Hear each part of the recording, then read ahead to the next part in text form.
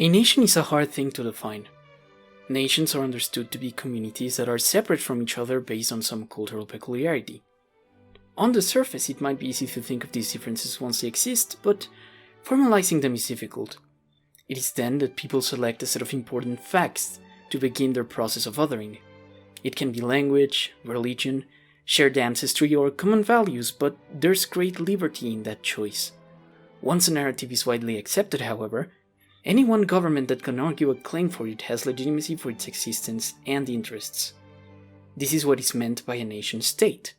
A state ruled by a nation for its self-determination in the world stage, at least on paper. Since the mid-19th century, this arrangement has proved to be the globe's favorite. As an idea, it spread like wildfire after its formulation, but for our purposes, one of the places where that argument was uniquely difficult and important to make was in the American continent. When American independence movements sought to gain self-management from outside rulership, they had to deal with a particularly unique challenge to justify their new states. To rule vast, ethnically diverse masses, the political classes of the New World tested many stories and built new American identities. What that meant, however, was very up for debate. The various approaches to colonialism in the New World created very different societies with distinctive worldviews, challenges, and structures. Generally, however, there are two large spheres split along a clear language barrier today. Britain's two former North American colonial possessions, the US and Canada, and a very ambiguous everywhere else. One of the ambiguities of this latter region being that it has no clear name or boundaries. South America, as in what's south of the US, is a misused term. These are the correct divisions of the American landmasses. Spanish America excludes Brazil and some of the Caribbean, Iberian America includes Brazil, and then we get the more encompassing term Latin America. However, Latin America is not a perfect catch-all either. The thing it is trying to allude to are those places in the Americas which speak a language that's derivative of Latin. So we draw out Suriname, a bunch of Caribbean islands, Guyana, and Belize. Still, if we try to understand the term as those places in the Americas among a region that speaks a language that's derivative of Latin, we get something more comprehensive. But there is a big exception to this rule. When we include French America, there exists a black sheep, a place that muddies the waters at least when confronting what the implication means: Quebec. Asking if the Quebecois are Latin Americans can get someone a mixed bag of responses. Quebec is after all physically separate from this bigger region and its shared history. Adding to that, the people most focused with the creation of a meaningful Latin identity tend not to mind it too much. From the perspectives of groups like ALBA and CELAC, Latin America is to be understood in contrast and even opposition to the US. They understand their political activity as a stance against its influence, so when asked to consider if a faraway province of a federation ruled by the British monarch should be included in this community, there are reservations. It goes both ways. Some Quebecois themselves might not accept the label. Still, the making of this video was motivated by a desire to explore this wrangle. What is Quebec? How did it come to be? To answer that, we will explore the history of a place and a people largely forgotten in the Americas' history. A story of empires, interests, and an ethnic tug-of-war in the rocky road to Canada, one which its blunders still echo into the present. However, we will open this story of stories, of narratives and self-conceptions, before Quebec. Human history in this place begins with the first peoples who laid the ground for all the others who would come.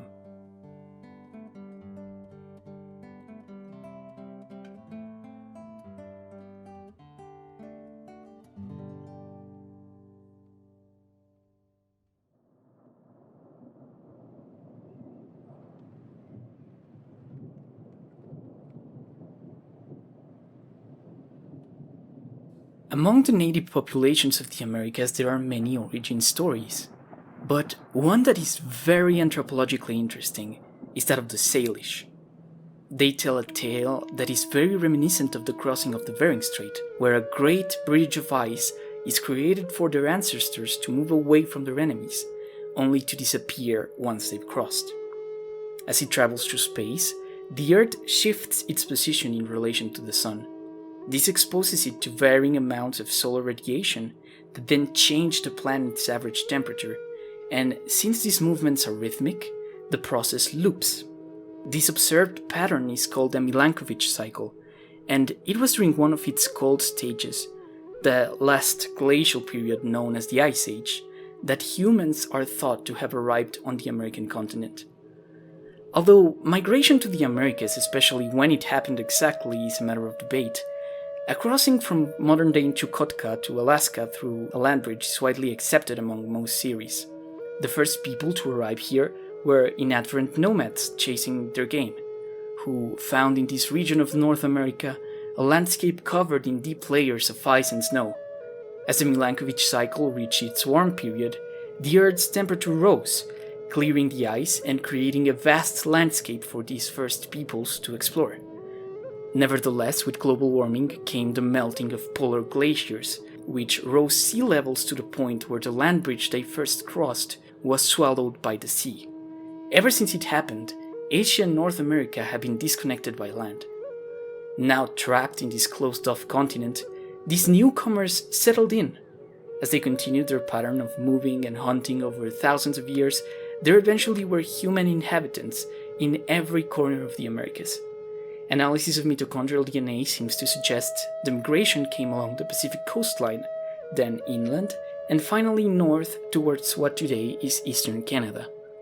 Near the tropics, favorable conditions for large-scale agriculture allowed for empires and centralized civilizations. The far north and the skills needed to succeed in it, however, were very different. Canada today is almost 10 million square kilometers in size. Yet, all arable land in it is far-flung, and its sum is slightly smaller than Spain, which is less than 5% of the country's total territory. Large-scale farming as that of the Incas made little sense.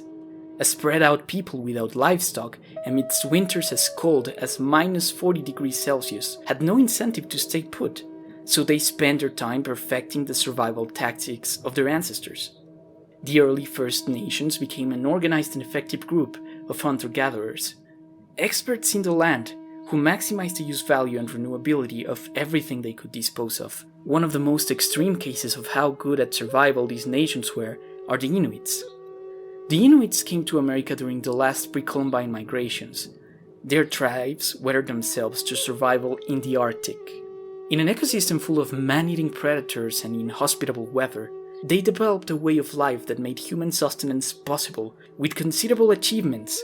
Perhaps to the amazement of many, a study made in 1955 observed that Alaskan inland Eskimos had a daily caloric intake of 2,700 calories, which would be more than 500 above that the average North Korean has had since 1961. Further south, competing tribes would go to battle with each other over the best grounds. They formed rigid codes for warriors to behave in combat and captivity. They had a wide diversity of languages, strict, varying social structures and cultures, from dances to rites of passage to ceremonial torture, as well as deep and complex spiritual beliefs, tying people to the land of their ancestors. At some point, there was a boom of horticulture in places with friendlier conditions.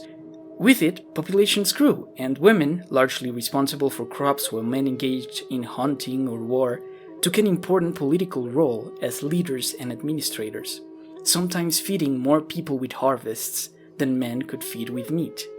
For the rest, though, things remained more or less the same. While a few tribes in the luscious lands encamped themselves, most remained semi-nomadic. Regardless of either condition, protecting their space was paramount. There would be constant raids between the tribes, and that led to a culture of honor. Endless conflicts of domination and retribution that resulted in generational enmities. These were sometimes resolved, and whenever that happened, ever larger territories became integrated into single polities that then repeated the cycle with their new neighbors, from whom they took prisoners for tribal assimilation, if not slavery. The selection pressures of life in the North American taigas and tundras also motivated technological advancement. Many variants of the kayak were developed to navigate the river networks of this land. Deep nets and weirs were used for fishing. Specific types of footwear and dog sleds were designed to travel across the heavy winters, along with weaponry and techniques for sustainable hunting, refrigeration, tanning, and construction. From the wigwams of the Algonquins to the underground homes of the Salish to the longhouses of the Haudenosaunee. Now, this is an overview of thousands of years. Lots of specifics we could know about these Earth peoples are missing from the record. These cultures had no writing. Their stories were carried orally through lore keepers and elders, who succumbed to disease by the thousands after first contact with the Europeans. Still, surviving stories and archaeology can help us clarify our vision of the past, even if, in a traditional sense, many things will remain a mystery. The important thing to understand is that there existed people here before Francophones, Anglophones, and Allophones were even relevant political concepts. These nations lived in an intricate and far-reaching web of political alliances, with trade networks so extensive they reached into the cities of Mesoamerica, and the conditions they created over millennia would set the stage for the many foreigners who would start coming from the east.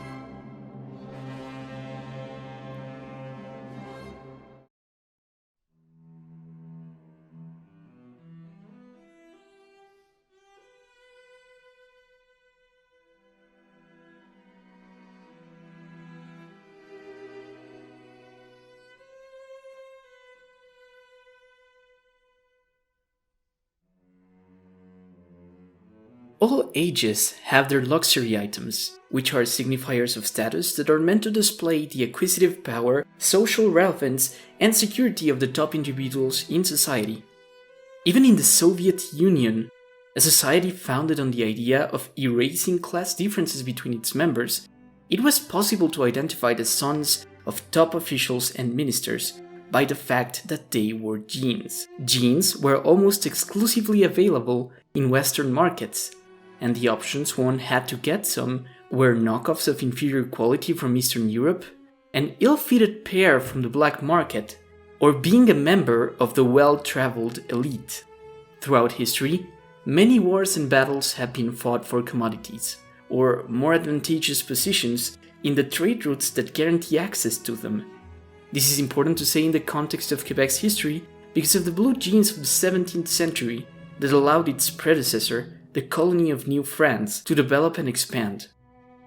While the First Nations continued their long-standing dynamics, Europe had made it to the 1500s, and by that time, many European kingdoms had overhunted their forests.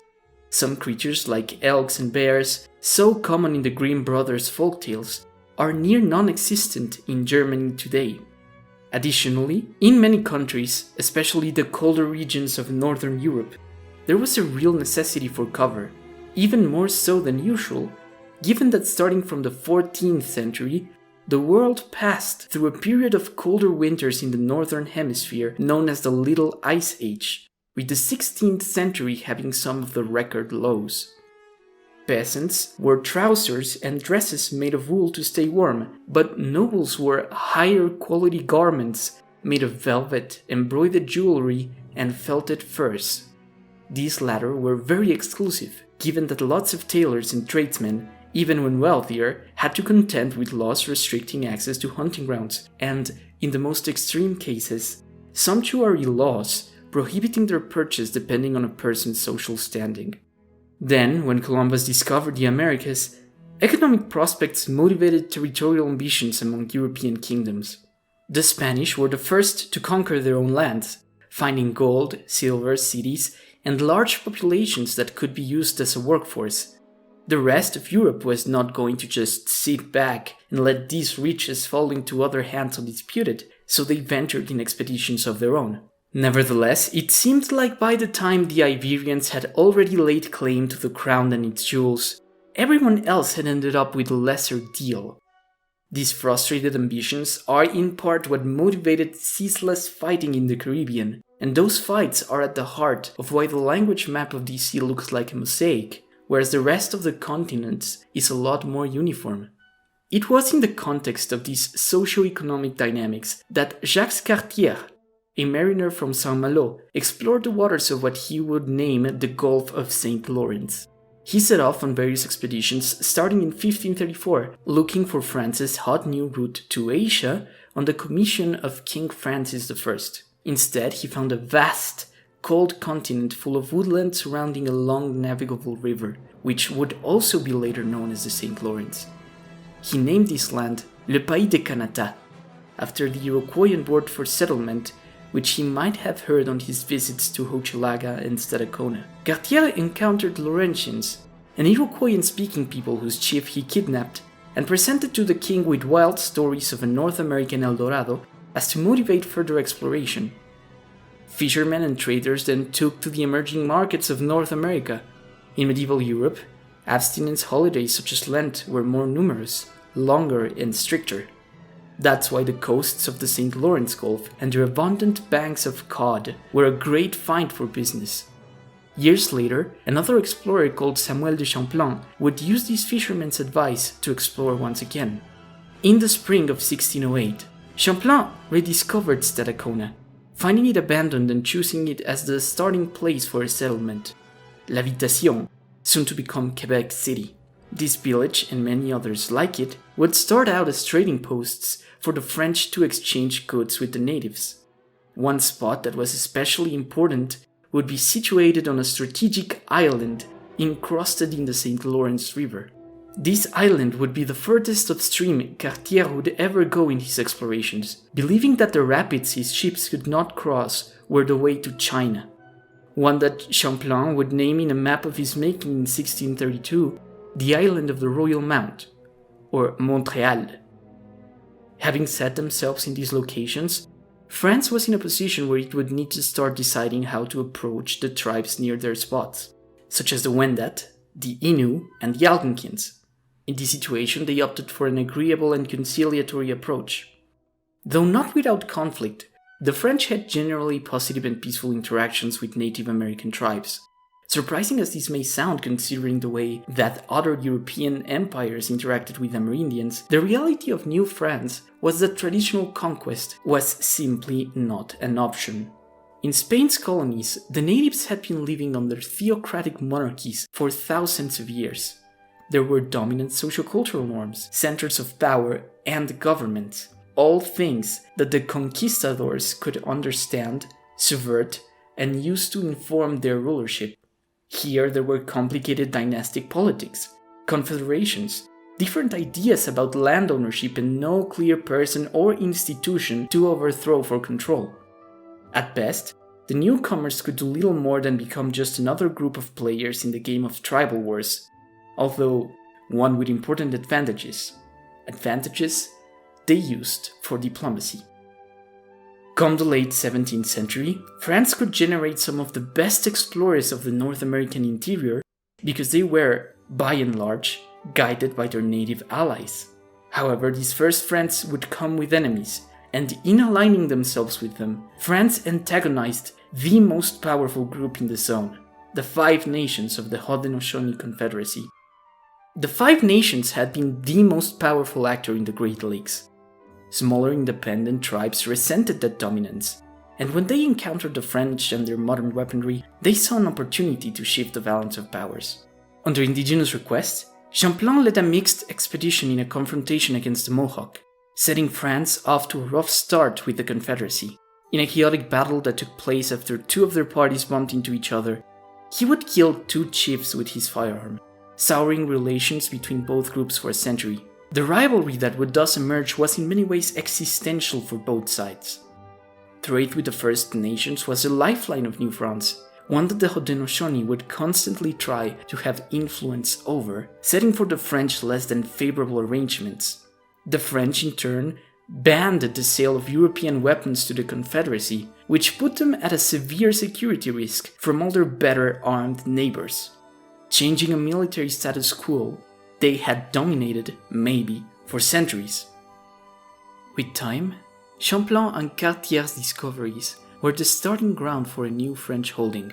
The forests and shores of this region of the New World would fill up with more and more outposts, where the French would find peoples who, when hostile, had little to race against gunpowder, and, when cooperative, could trade them the many riches of the land, one of them being an animal.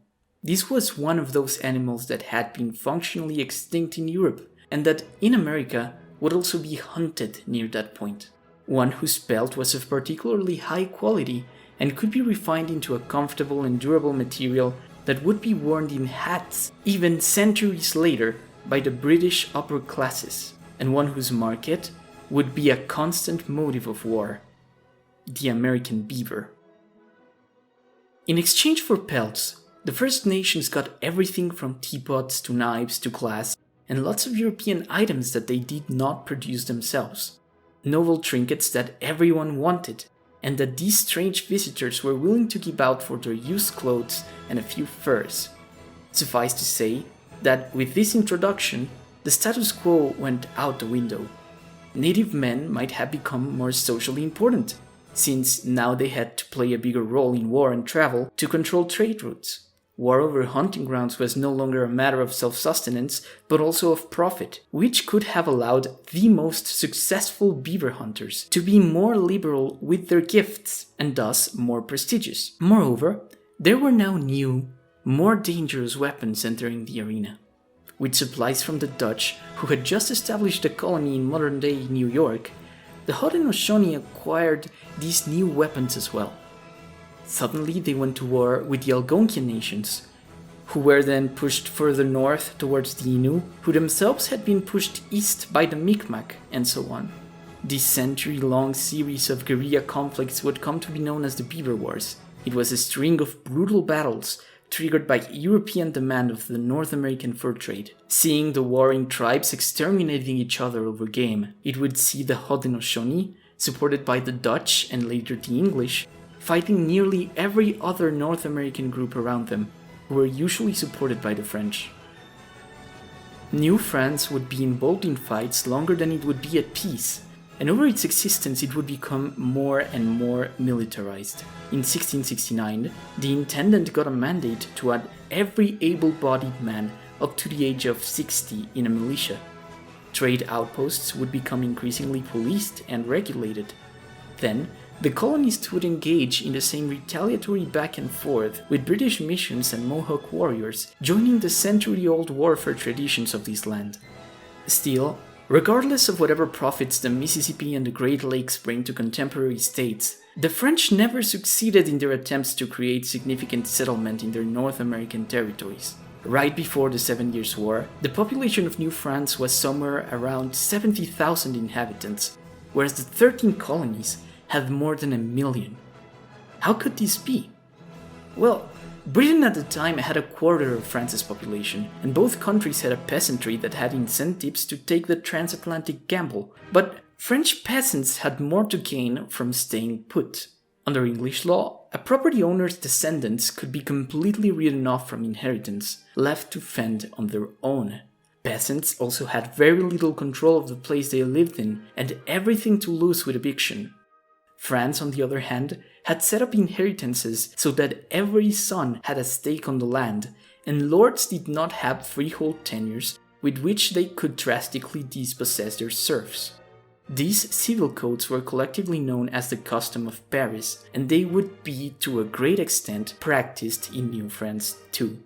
New France was also an unattractive destination in the public's imagination, as a frozen wasteland populated by raiding savages and raging beasts. There existed more attractive alternatives for the people who sought a change of pace, and as much as the kingdom could have tried to create a change in public perception, France feared large-scale displacements would represent a security risk for its homeland.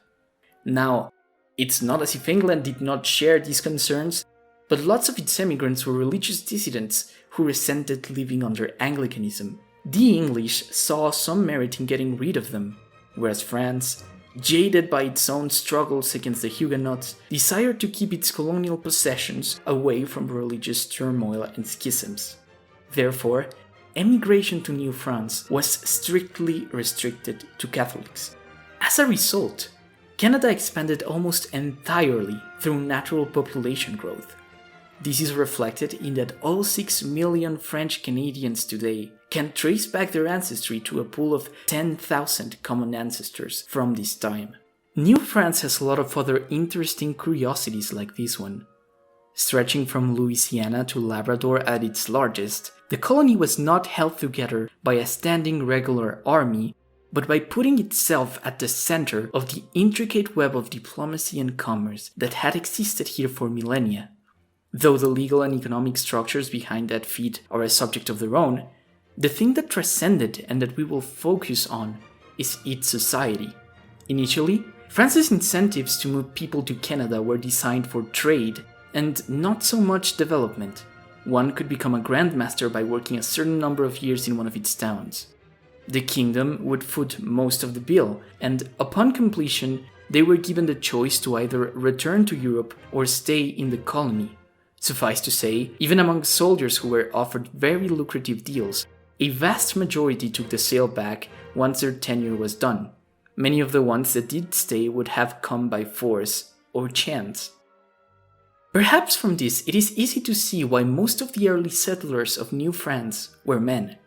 They could generally be classed as priests trying to expand Christianity or fortune seekers trying to profit from the markets of North America. Lots of these latter would become the coureurs de bois, or forest runners, tradesmen who would go deep to the south and west and contact the Native Americans that were furthest inland.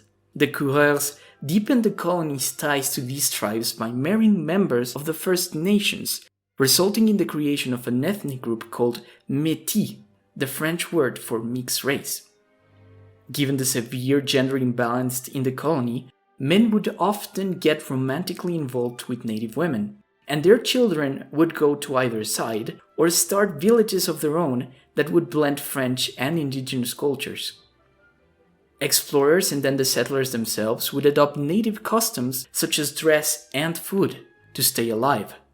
When sealing alliances with Native Americans, some would even tattoo their bodies in the fashion of the warriors. This horrified the French elites who saw in these practices a sort of reverse assimilation, but the governors of the colony would mostly let it be to keep the venture profitable, to some extent for themselves. Now, it is important to say that France was not angelic.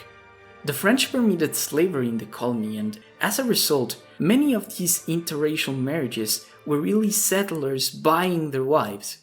Moreover, all this so celebrated exploration might have contributed in large part to Old World epidemics expanding towards the west. That being said, even in the worst of readings, France was much milder than its contemporaries in this colony. The head of this approach would be one of the great statesmen of the time, Cardinal Richelieu. By his debut, there were roughly 100 permanent residents in New France, so he created a monopoly in charge of settlement and the fur trade. Richelieu also believed that the First Nations could be integrated into Frenchness proper, issuing an ordinance in 1627 stating that those natives that converted to Catholicism would be French in the eyes of the crown.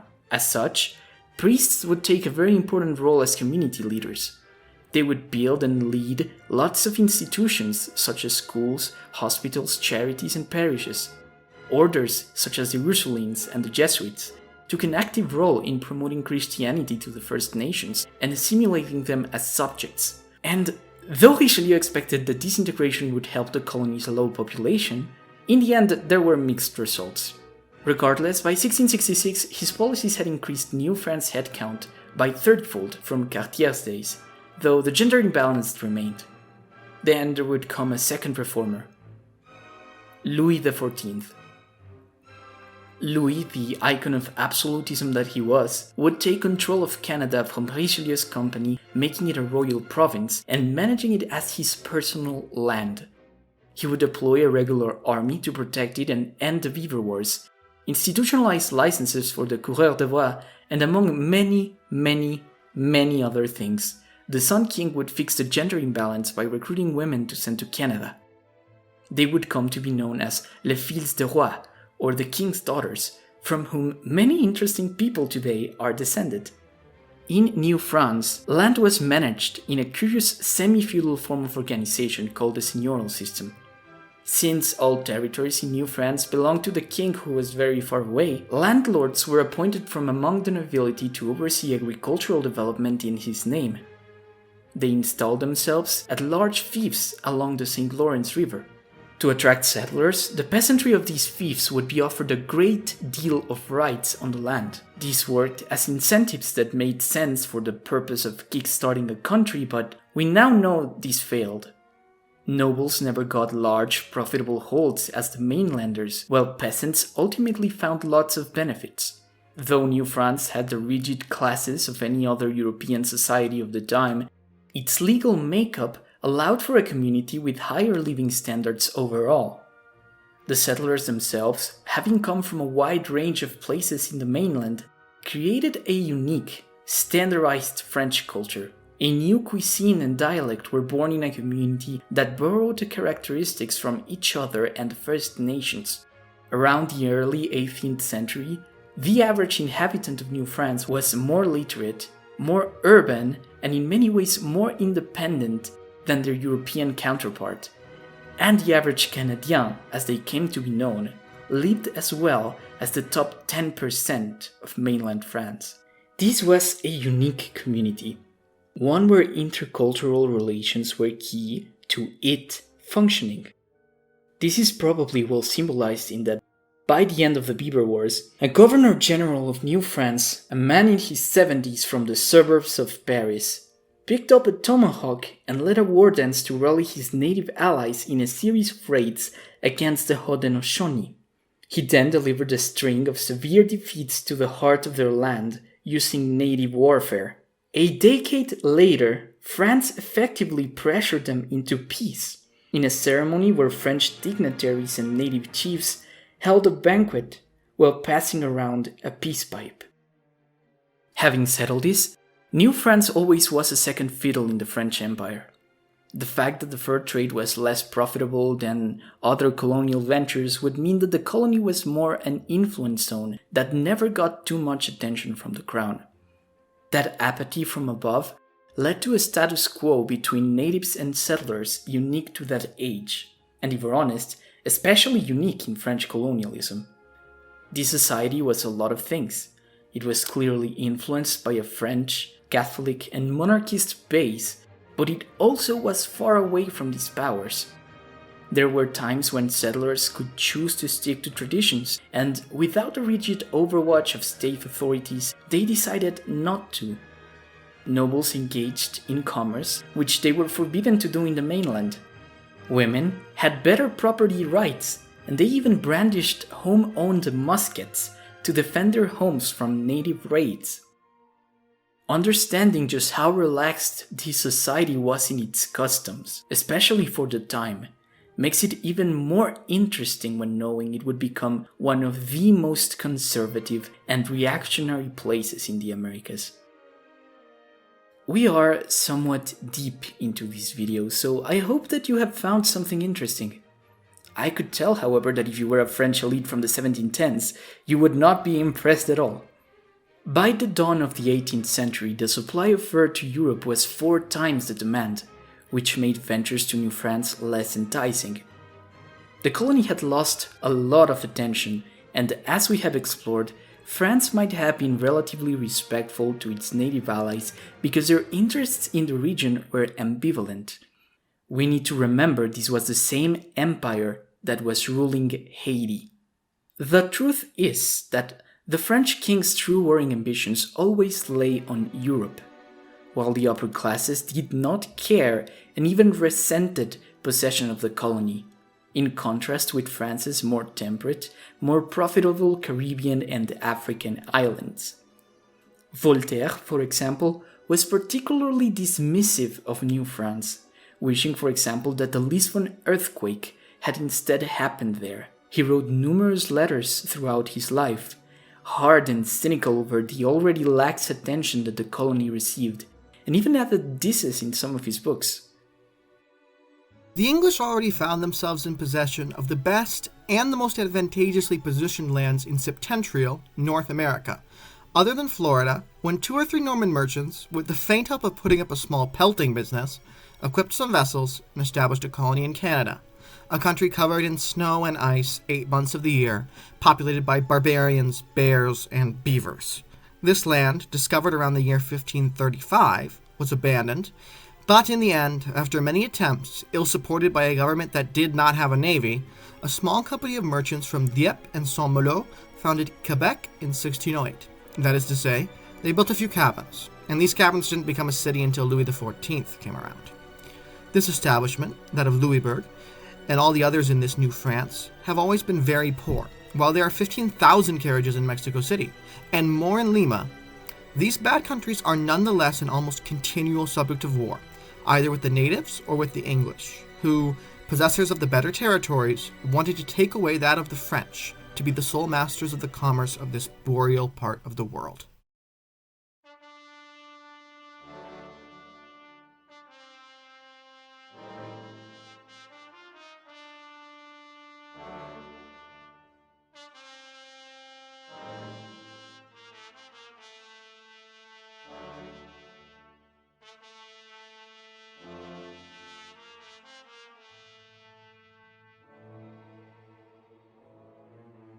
Getting a picture of the wars of the 18th century is a long and complex task that's way beyond the scope of this video. But the geopolitical broad strokes we need to keep in mind are that Europe was a warring continent, with borders changing every 20-odd years. After a war, the powers would gather, agree on a new status quo, and use peacetime to rearm only to find something to fight over, again and again and again. The balance of powers was delicate, and it was in everyone's interest that a royal family did not get powerful enough to steamroll all the rest. Yet it was no secret that everyone wanted to do exactly that. This bucket of crabs had been that way since medieval times, but with colonial resources and territories at hand, the scale of these conflicts got increasingly global.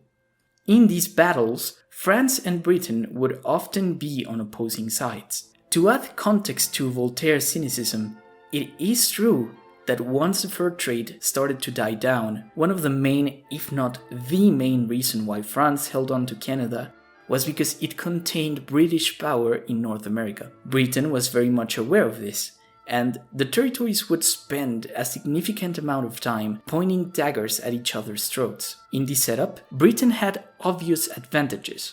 The 13 colonies had a much larger population, a more developed economy and infrastructure, and the support of the British Navy. New France, on the other hand, was aided by its many native allies, experience in the frontier, and in the worst-case scenario, it could dispose of a better army, while also having comfort in that, were New York to be attacked, South Carolina would not exactly rush to its support. North American theaters would be fought in captured forts and surprise attacks. French stations in North America would generally be able to hold their own, delivering significant defeats to the British. Still, when the dust settled at the negotiation table, the French king would prioritize his continental ambitions, appeasing Britain by giving it big chunks of Canadian territory for whatever end he considered at the time. In the War of the Spanish Succession, for example, Louis XIV had put his grandson on the throne of Spain, a decision that everyone resented. So Europe descended into a long and inconclusive war where various heirs died. After 13 years of fighting, an entirely new situation came to threaten everyone's ambitions, so the powers that be stopped. In the ensuing peace treaty, France succeeded in crowning its claimant, but it wrote off Newfoundland, the Hudson Bay, and Acadia to settle the deal with the British. The two former were largely empty and strategic territories, whereas Acadia was a peninsula inhabited by some 10,000 French colonists. When Britain had come in possession of their land, the colonists were offered to remain in peace if they swore an oath of allegiance to the English monarch, who was Anglican, so they refused. Throughout the years to come, they would continue to have close ties with New France and its people. When Britain tried to increase Protestant settlement in Nova Scotia, the Acadians started a guerrilla war with their Mi'kmaq allies that would frustrate this effort. And with this precedent, Britain would increasingly consider them a security risk, especially with their closeness to one of France's greatest strongholds in North America, the fortress of Louisbourg. For the rest of New France, British encroachment would also become an issue. The first half of the 18th century saw the colony at its most established and regulated, but it would also be its relatively weakest point. By far, the greatest war in our story will be the 7 Years' War, or as Americans say for reasons that should be clear by now, the French and Indian War. The 7 Years' War would be called the Great War, and it began much in the same way that the war that we call the Great War began. A web of alliances compelled many powers to combat, triggered by a spark of aggression.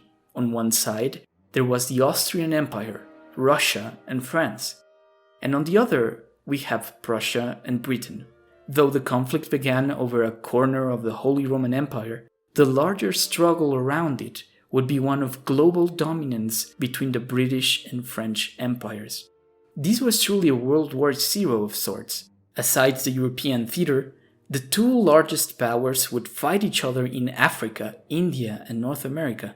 Now, if the population scales between the kingdoms seem drastic to you, the armies will appear monstrous. Still, an army alone does not win a war, and William Pitt, the then leader of the House of Commons, understood this.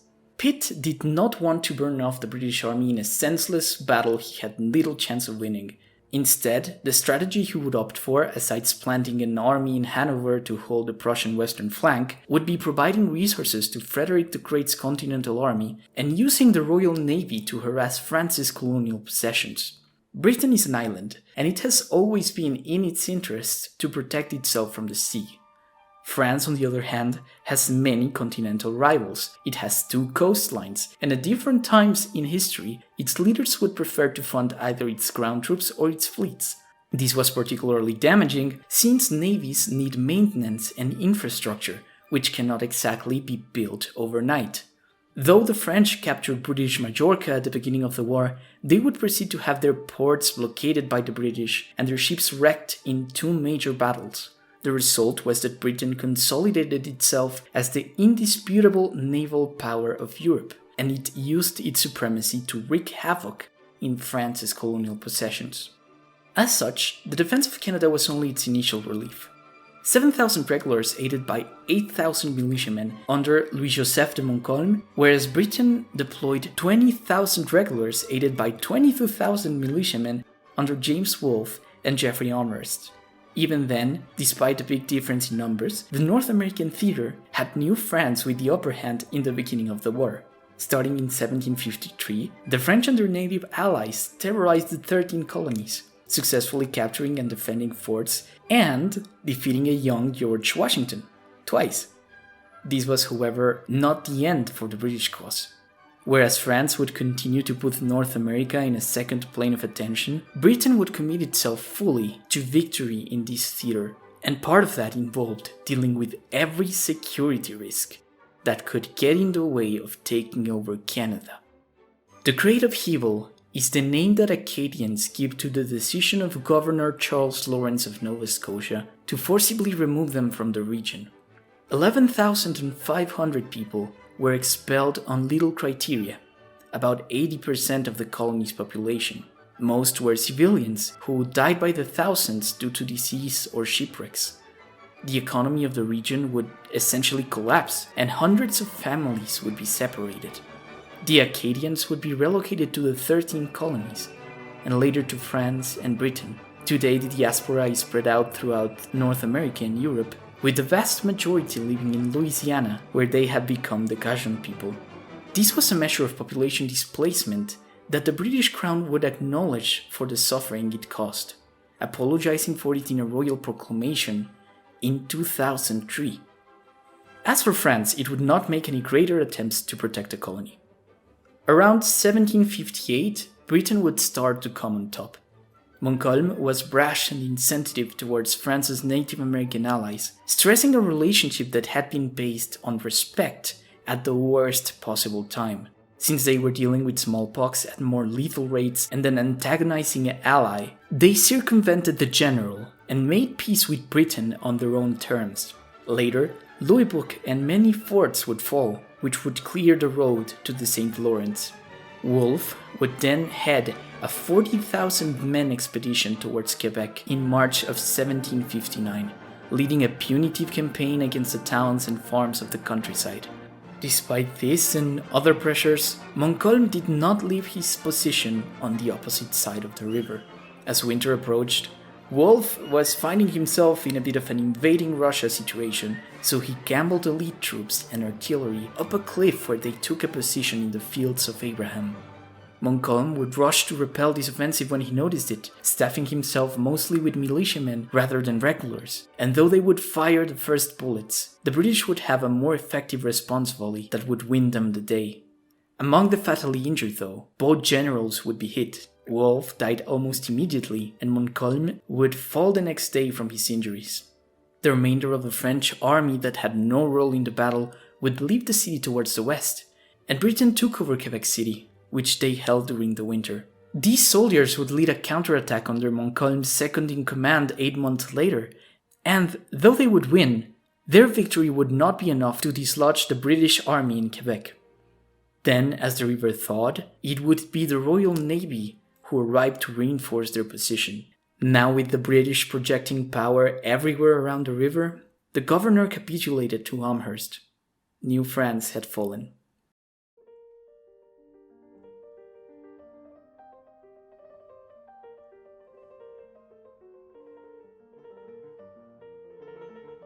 With hostilities over, Britain would agree to give amnesty to the defeated Canadians. It also agreed to keep their society relatively intact, with Acadia being the big exception they did not cede any ground on.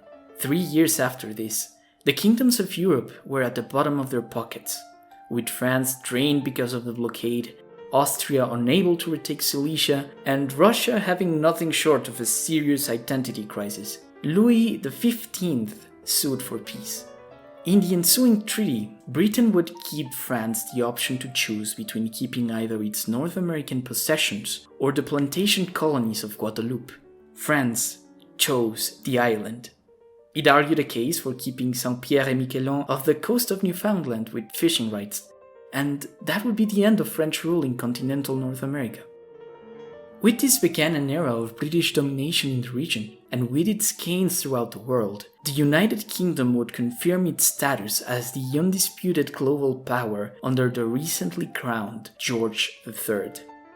He would enact the Proclamation of 1763, establishing that New France would become a British colony, the province of Quebec.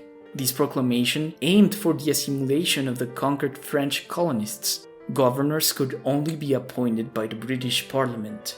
The French were to be integrated into English colonial customs, and Catholics were barred from positions of power unless they swore an oath of allegiance to the British monarch. Much like the Acadians, they refused to do it as well.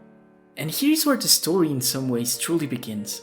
Britain's way of dealing with their new French subjects would be the beginning of a national sentiment born from social alienation. In many ways, Britain was magnanimous. Under the capitulation of Montreal, it allowed the colonists to leave for France, and if they decided to stay, they would keep their properties. Still, it was clear that British governance would come with British people and British priorities, something that was threatening to their way of life in the long run. They thought of themselves as a distinct, conquered people that did not see any reason to be loyal to a Protestant king. Their main point of interest was to live as they had, to the extent that they could manage, for as long as possible. On the other hand, the Native Americans who had so far kept a degree of independence by playing either to the French side or the British side, would now have to deal exclusively with a single, all-encompassing government. Given the hostilities and incursions they were facing by vengeful colonists, they rose against Britain during an uprising known as Pontiac's Rebellion. In response to all this discontent, King George III would revise his approach to North America, putting forward the Quebec Act of 1774. In this document, he reinstated the French colonists, now Quebecois or Quebecers, right to keep the custom of Paris. Catholicism would no longer be an obstacle to participate in government, even if it remained so in Britain, and the seigneurial system would stay mostly intact. Additionally, an indigenous reservation west of the Appalachian Mountains would be created to protect the natives from incursions. All these measures were done to appease a dissatisfied people, and though they achieved that to arguable degrees, what they did succeed at was in making the 13 colonies red with fury. It would be in this moment that George's great American empire would collapse. But that is a story for later. With the last major character about to enter the scene, what we have assembled here is the framework on which British rule over Canada was built. Now that we know where we're coming from, what we'll see when we come back is the birth of the modern Canadian state, and more importantly to this story, the Anglo-French relationship itself. Now, there are many things one can conclude from looking at this chapter of history, but if there's one lesson to be learned, it's perhaps a very simple one. Neglect has its consequences. We can say this is true of Montcalm at a critical moment, but overall it is true of France itself. If the French North American state disappeared off the map, it's because it didn't receive the resources and investment it needed in an age of empires. That being said, had France been more interested in building a society here, it most likely wouldn't have turned out the way it did. The catch is, though, that even if this French state disappeared, the French people in it didn't. They would embark in a 19th century that was a fascinating journey of political intrigue and cultural struggles, one that's surprising to tell from looking at the modern state we all know. Well, tighten your snowshoes, because taking that journey is exactly what we're doing. Next time.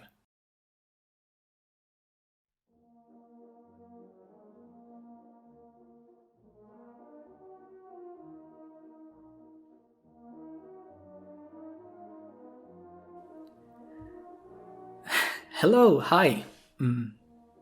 Bonjour, hi, some would say. Okay, so this video took a while to make, and it wouldn't have been possible without the contributions of a wide diversity of people.